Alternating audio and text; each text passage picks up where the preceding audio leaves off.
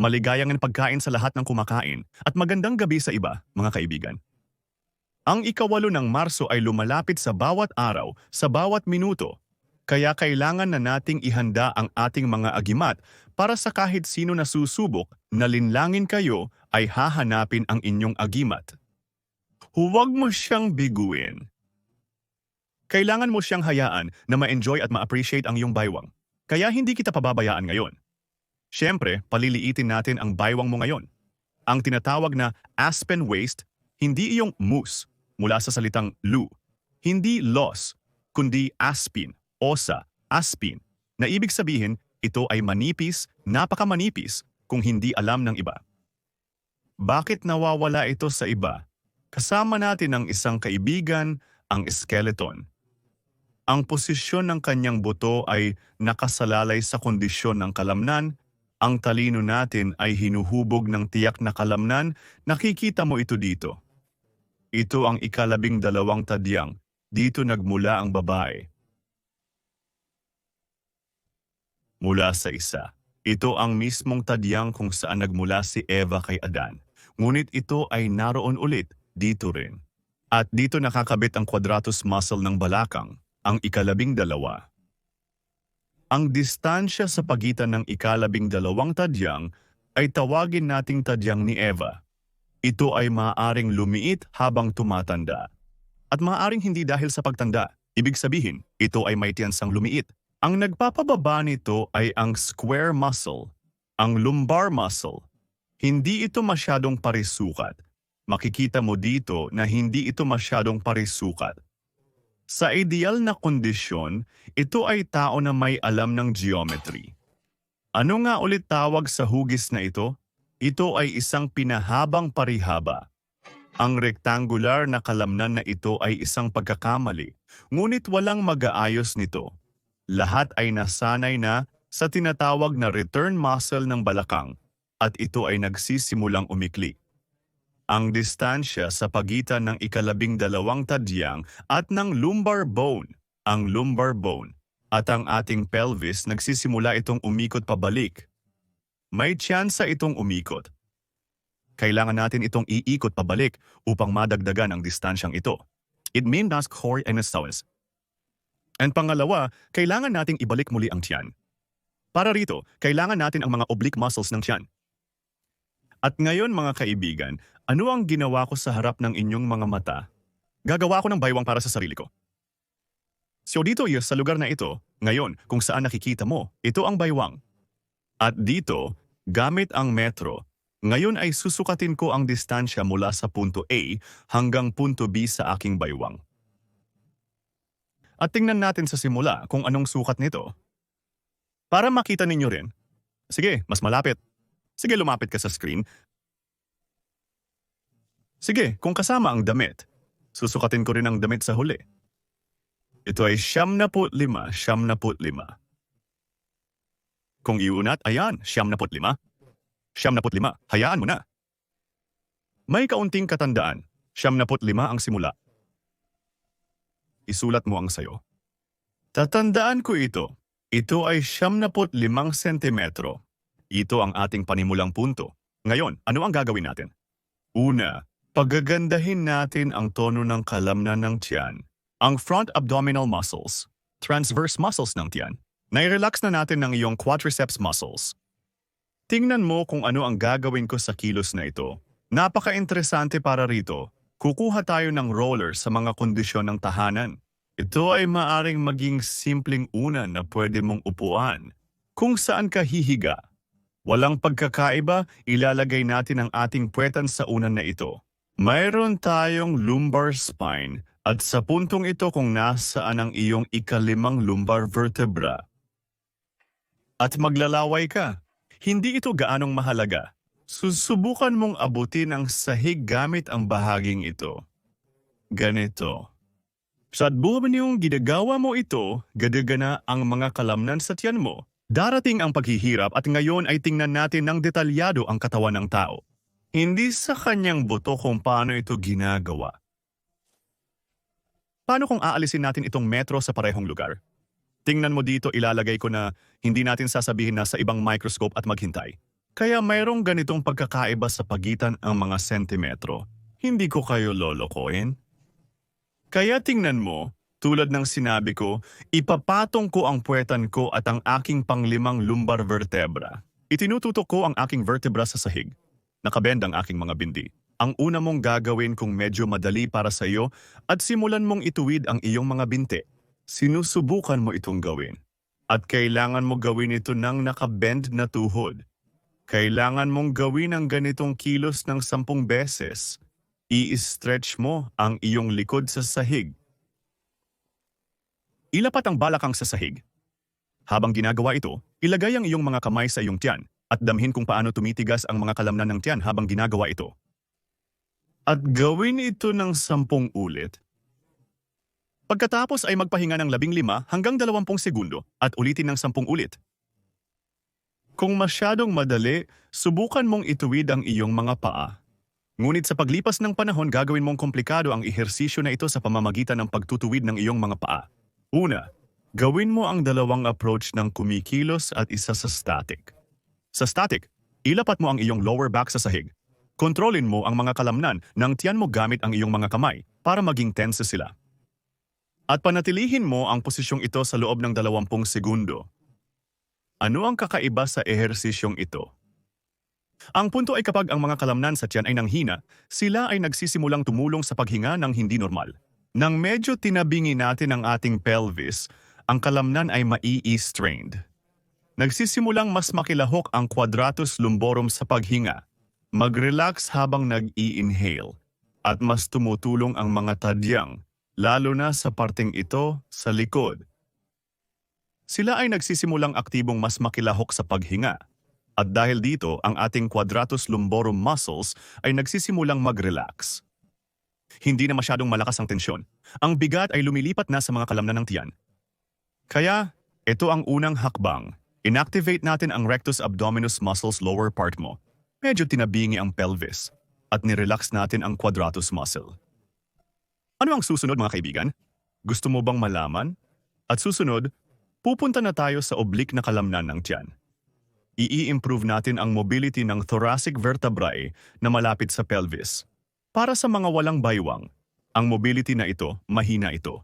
Ang film ay halos wala na. Maaari kang magsagawa ng pagsusuri kapag gumawa ka ng pag-ikot sa harap ng salamin. Magbigay pansin, ang pelvis ay umiikot kasama mo o nananatili sa lugar. Dapat ay hindi ito gumalaw. Ganito ito sasanayin. Kumuha ka ng upuan at umupo ka ng patagilid. Hindi tulad ng karaniwang pag-upo, tinatawag itong maling pag-upo sa upuan. Dito, ang mga paa mo ay nasa harap mo at kakapit ka sa sandalan ng upuan gamit ang iyong mga kamay at magsisimulang umikot. At tutulungan ka ng mga kamay mo sa pag-ikot at gamitin mo rin ang kabilang kamay mo para tulungan ka sa pag-ikot. Gamit ang parehong mga kamay, tulungan mo ang iyong sarili na umikot. At habang ginagawa mo ito, umikot ka hanggang sa dulo at mag-relax. Ngunit may kailangang gawin dito. Kapag napansin mo ang hita mo na ito, ay nagsisimula ring umikot kasabay mo at dumidiin sa sandalan ng iyong upuan, ano ang gagawin mo? May tinatawag na trick dito.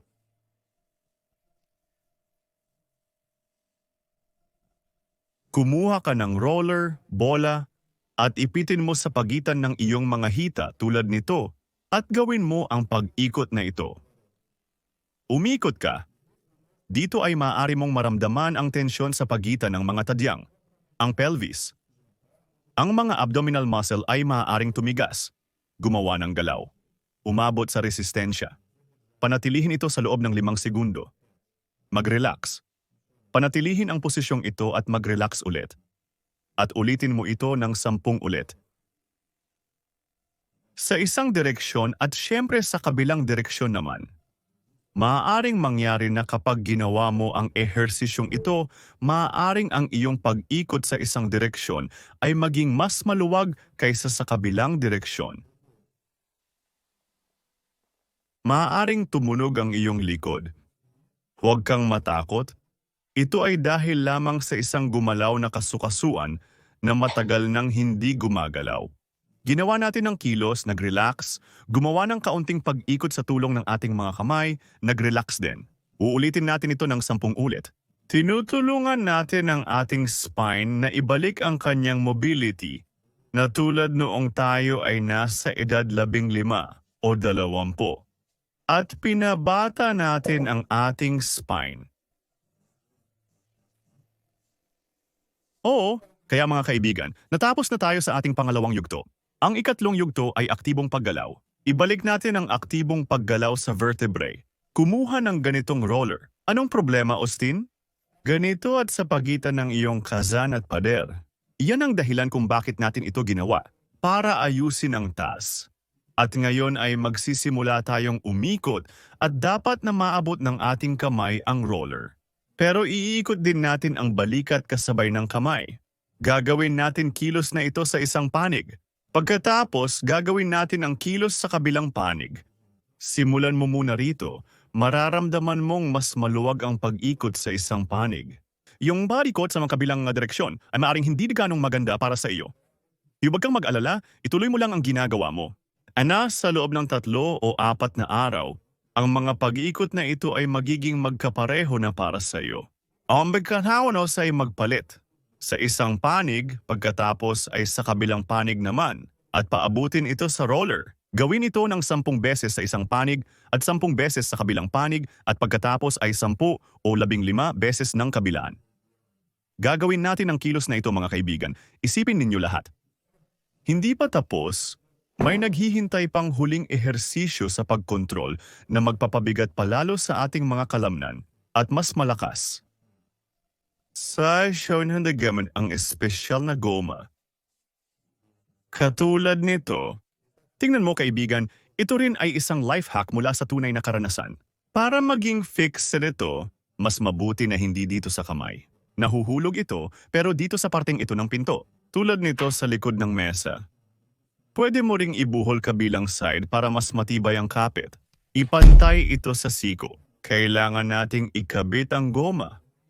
Kunin gamit ang kamay at ilagay dito hanggang sa tapat din ng siko. Tumayo tayo sa ganitong paraan. Ilalagay natin ang kamay dito at magsisimulang umikot. Hilahin ito sa ganitong paraan. Sinusubukan din nating panatilihin ang tiyan habang ginagawa ito sa ating kaliwang braso. Ilalagay natin ang kaliwang paa natin sa harap sa ganitong paraan na hindi masyado iikot ang goma. Mas magkakaroon ng load ang mga kalamnan sa tiyan. Habang ginagawa ito, ang kamay natin na nasa harap ay lumalabas. Hindi dapat ito mapunta rito. Umiikot ito patungo sa harap gamit ang likod. Mas mabuti na hawakan mo ito gamit ang iyong hinlalaki patungo sa harap o ang palad. Magpatuloy sa ganitong paraan. Sa kabuuan, iikot ito para sa paraan na ito upang hindi mapunta sa harap ang kabila mong balikat. Ang bigat ay dumiretso lamang sa mga kalamnan ng tiyan. At gagawin mo rin ang parehong galaw sa kabilang panig. Ganito mo dapat ito isipin habang ginagawa ang ehersisyo na ito. Kung paano ka makakakuha ng mga bulaklak sa ika-8 ng Marso. Kung paano ka magiging masaya. Kung paano ka mag-i-enjoy. Sumasayaw ng may mas maliit na baywang. May inggit sa iyo ang ibang mga babae. Magtatanong ng, saan mo nakuha ang ganyang maliit na baywang? Pumayat ka. Sasabihin mo, nanonood ako ng channel ni Anton Alexev sa YouTube. Lumalabas tuwing Biyernes. Mag-subscribe ka. Mag-subscribe ka. Sasabihin nila. Mas mabilis. Kailangan mong mag-subscribe. Samantala, tingnan mo ang ginagawa ko. Hindi ko pa alam kung ano ang magiging resulta. Kaibigan, mas marami pa at mga kaibigan. At ako at lahat ay hindi nag-aaksaya ng panahon. Tignan mo, halos 100 at 90 po.